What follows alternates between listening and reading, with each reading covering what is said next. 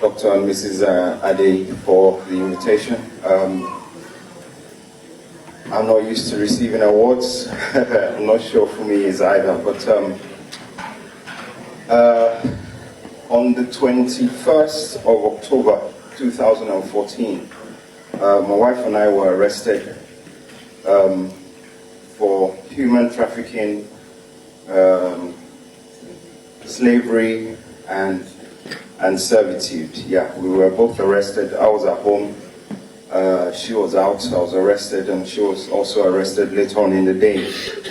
And from that moment on, from that day, for the next 3 years, we faced a terrible ordeal to try and clear our names. My name is very important to me, integrity, reputation.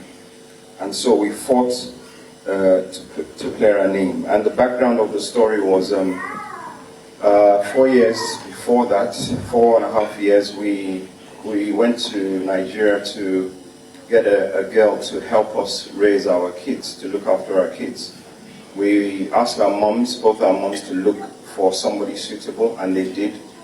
And she came to live with us. Everything was legal. She came in on a domestic, what they call a domestic visa.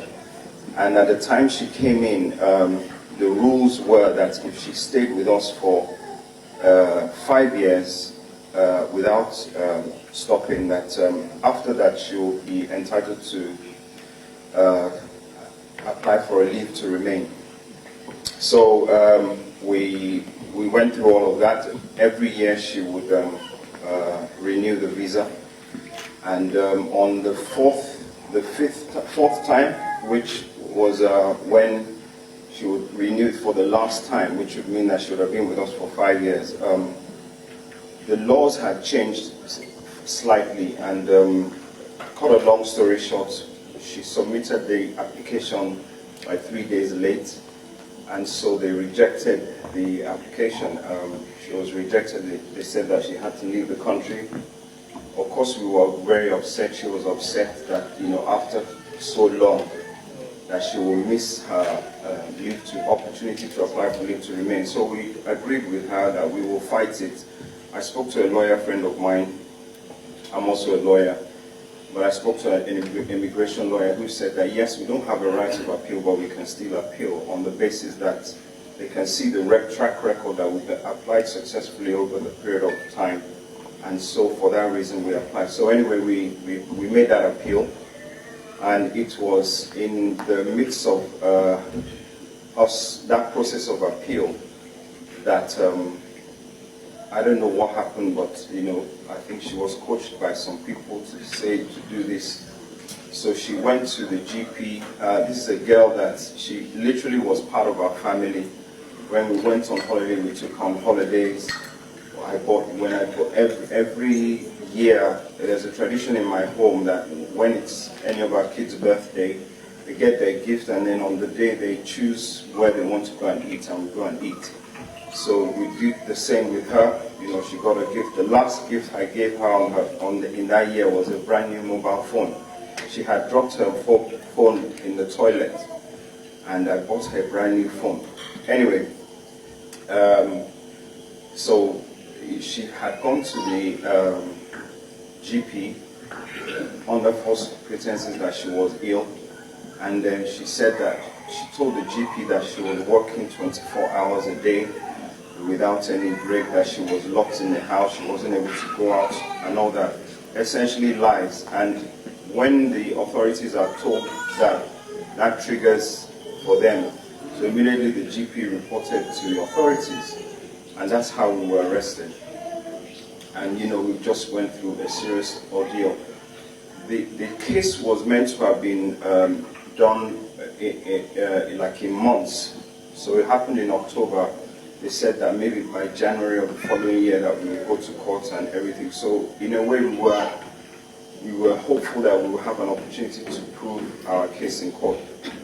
Long story short, the detective who was in charge of the investigation went sick for a whole year, so we were just in limbo for 1 year.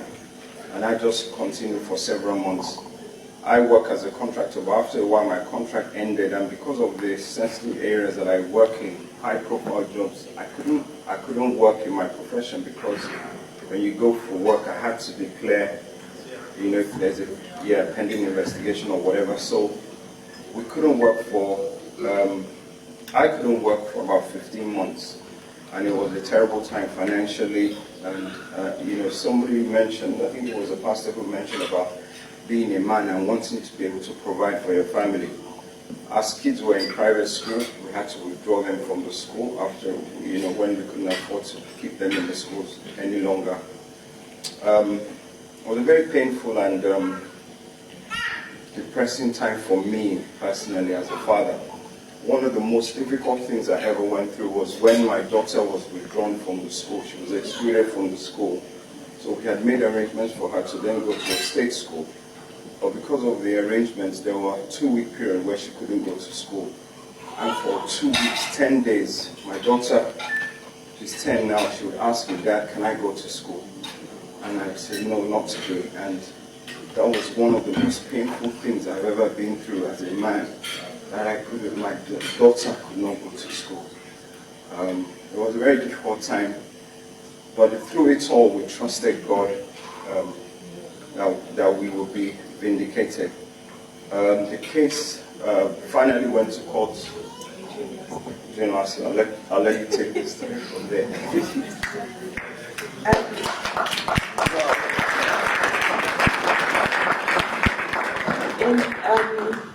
In June last year, actually in May, the solicitor called us and reminded us that the case was going to start. And then in June, I don't know if many of you remember, but there was this Nathaniel Bassi, the minister, had this Hallelujah challenge, yes.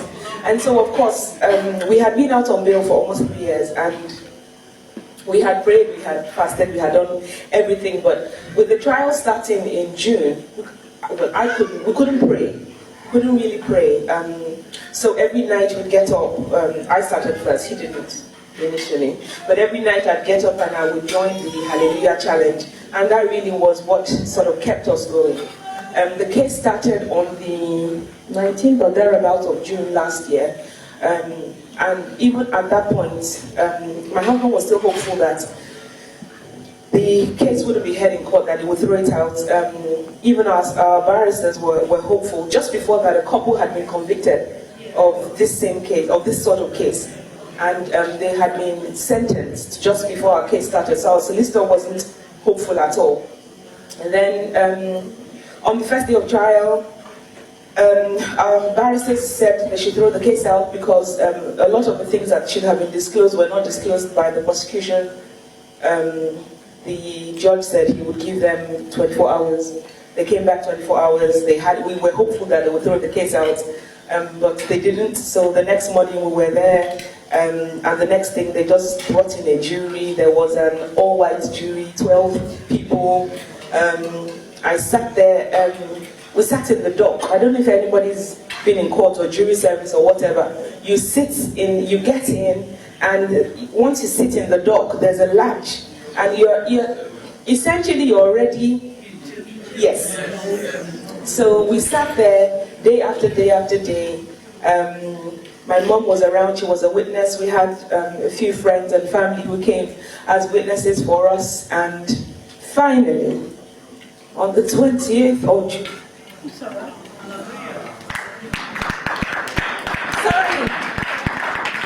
on the 20th of June, 2017, the jury was sent out to go and deliberate. And our barristers told us that they could call us back in at any time, and that if they did, it could possibly be to ask a question, or if they had reached a verdict. So I remember we sat outside the courtroom, and we couldn't really talk. I just brought out my phone and I put in my earpiece, and I was listening to the song Dashinan. It was a song that was on the Hallelujah Challenge at the time, and I was listening to it.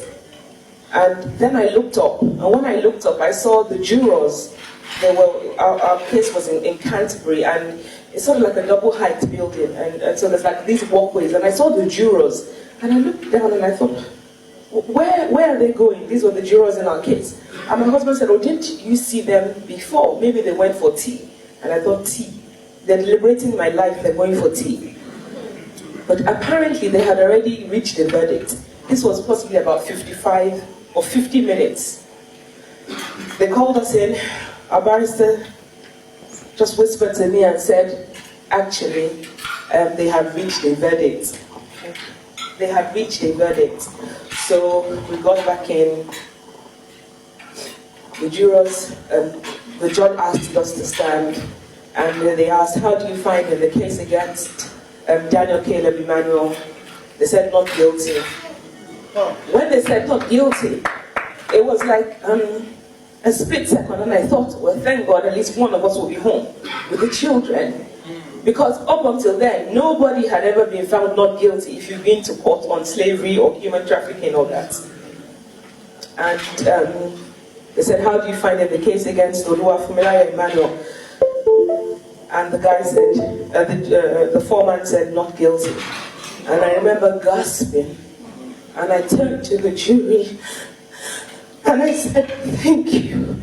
Thank you for saving my life. Thank you. And as we turned to the jury, some of them were crying. And the judge just said, oh, Mr. and Mrs. Emmanuel, you may now leave the court. So I grabbed my bag and I ran outside. And when I ran outside, I just slumped down and I was just in awe and I was just praising God. And my husband just said, sweetness, let's go, let's get out of here. I said, no, we have to thank the barristers. He said, for what? Let's go, let's go. I said, no. So we waited, we thanked the barristers. Anyway, that is our story in a nutshell. I have to say thank you to the Adeyis for this award. I have never received an award.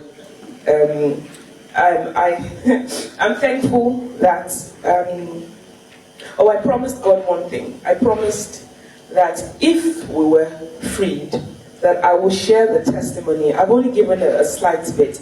I posted a bit on Instagram and on Facebook. I did, somebody recorded, I have a friend, Lamide, who has another talk show, who also had me on that talk show, and I gave an interview about it. But I promised God that I will testify to Olowo Boboro's faithfulness. You see, the truth of the matter is God delivered us. He delivered us. And I said that wherever they give me a microphone, or even if not, I will share. I will testify to God's faithfulness. Thank you for listening.